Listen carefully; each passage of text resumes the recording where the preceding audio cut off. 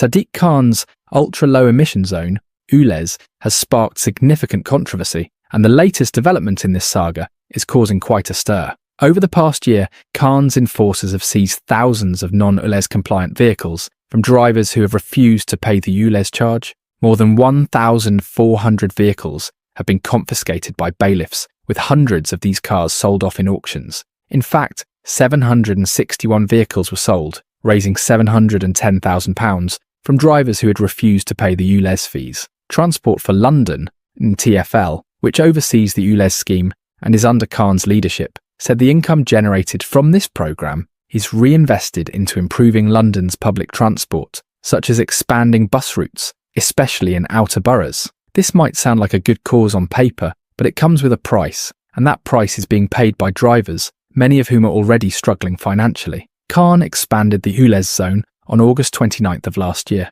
making it the largest pollution charging zone in the world. He justified the expansion as necessary to tackle the capital's air pollution problem, stating that it was a difficult decision, but vital for public health. To be ULEZ compliant, petrol cars generally need to be registered after 2005, while most diesel cars registered after September 2015 are also exempt. But those who don't meet these standards face a £12.50 daily charge just for entering the zone. And if you're thinking this is a fee you can just brush off, think again. The penalties for failing to pay the ULEZ charge are hefty. If drivers don't pay the charge by midnight on the third day after their journey, they're hit with a penalty charge notice of £180, which can be reduced to £90 if paid within 14 days. However, if you continue to ignore the charges, the fines escalate to £270, and eventually TfL can apply for a court-issued warrant to seize your vehicle or recover debts through bailiffs.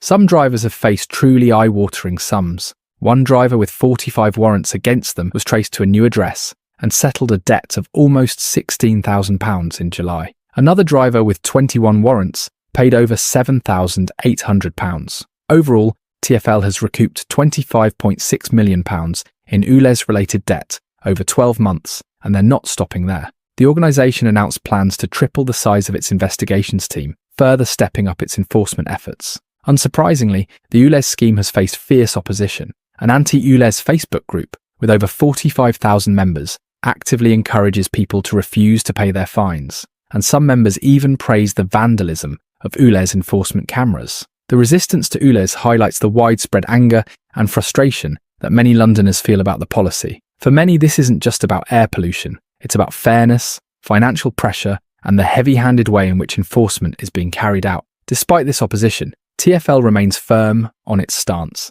Alex Williams, TfL's Chief Customer and Strategy Officer, emphasised that the ULEZ scheme is working, with over 96% of vehicles in the zone now compliant. Williams warned drivers that ignoring ULEZ penalties is a risky move, as it could lead to bailiffs seizing vehicles or other property. However, he also offered some reassurance to those struggling financially, saying that TfL is willing to work with drivers to set up payment plans if needed. The bigger question, though, is whether this heavy-handed approach is really the best way to tackle London's air pollution problem. Khan's strategy of expanding ULEZ and aggressively enforcing penalties has succeeded in getting polluting vehicles off the road, but it has also hit drivers hard, particularly those who may already be struggling to make ends meet. While the goal of cleaner air is undoubtedly important, the financial burden on Londoners and the growing resentment towards the scheme raises questions about whether this is the most effective or fair solution. Ultimately, the ULEZ scheme reflects a broader debate about balancing environmental goals with the financial realities faced by ordinary people.